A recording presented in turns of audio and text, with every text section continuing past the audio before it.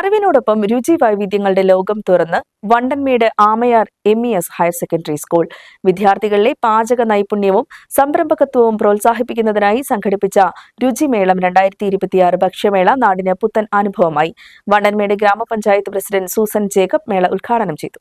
നാവിൻ തുമ്പിൽ കപ്പയും മീൻകറിയും മുതൽ അറബിക് വിഭവങ്ങളുടെ സുഗന്ധം വരെ Amayar MES higher secondary school അങ്കണം വൈവിധ്യമാർന്ന ഭക്ഷണങ്ങളുടെ സംഗമഭൂമിയായി മാറി. കേരളത്തിന്റെ തനിമ വിളിച്ചോതുന്ന നാടൻ വിഭവങ്ങൾക്കൊപ്പം south Indian, north Indian, continental, Arabic വിഭവങ്ങളും മേളയിൽ അണിനിരന്നു. പഴമയുടെ രുചിയൂറുന്ന പലഹാരങ്ങളും ഔഷധഗുണമുള്ള ഭക്ഷണങ്ങളും മേളയിലെ പ്രധാന ആകർഷണമായിരുന്നു. കൂടാതെ ആരോഗ്യദായകമായ മില്ലറ്റുകൾ കൊണ്ടുണ്ടാക്കിയ വിഭവങ്ങളും കിഴങ്ങുവർഗ്ഗങ്ങൾ കൊണ്ടുള്ള വ്യത്യസ്ത പരീക്ഷണങ്ങളും സന്ദർശകരുടെ ശ്രദ്ധ പിടിച്ചുപറ്റി. പാഠപുസ്തക പഠനത്തിനപ്പുറം വിദ്യാർത്ഥികളിൽ പാചകകലയോടുള്ള താൽപര്യവും സംരംഭകത്വ മികവും വളർത്തുക എന്ന ലക്ഷ്യത്തോടെയാണ് സ്കൂൾ അധികൃതർ ഈ ഭക്ഷ്യമേള സംഘടിപ്പിച്ചത്. വിദ്യാർത്ഥികളും അധ്യാപകരും ചേർന്ന് തയ്യാറാക്കിയ വിഭവങ്ങൾ രുചിച്ചറിയാൻ PTA ഭാരവാഹികളും രക്ഷിതാക്കളും നാട്ടുകാരും ഉൾപ്പെടെ നിരവധി പേരാണ് വിദ്യാലയത്തിലെത്തിയത്. വണ്ടൻമേട് ഗ്രാമപഞ്ചായത്ത് പ്രസിഡന്റ് സൂസൻ ജേക്കബ് പരിപാടി ഉദ്ഘാടനം ചെയ്തു. വരും തലമുറയ്ക്ക് ഭക്ഷണത്തിന്റെ പോഷകമൂല്യത്തെക്കുറിച്ചും വൈവിധ്യത്തെക്കുറിച്ചും അവബോധം നൽകാൻ ഇത്തരം മേളകൾ ഉപകരിക്കുമെന്ന് സൂസൻ ജേക്കബ് പറഞ്ഞു.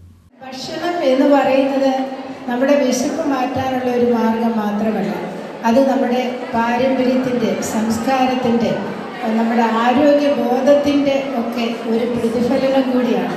ഈ ഫുഡ് ഫെസ്റ്റ് നമ്മുടെ കുഞ്ഞുങ്ങളിൽ ഒരു സംരംഭക ബോധം, അതുപോലെ തന്നെ ഒരു ടീം സ്പിരിറ്റ്, പിന്നെ നമ്മുടെ പോഷക ആഹാരത്തിൻ്റെ ബോധം, ഇതൊക്കെ നമ്മുടെ കുഞ്ഞുങ്ങളിൽ വളർത്തുവാനായിട്ട് ഇപ്രകാരമുള്ള പരിപാടികൾക്ക് സാധിക്കും.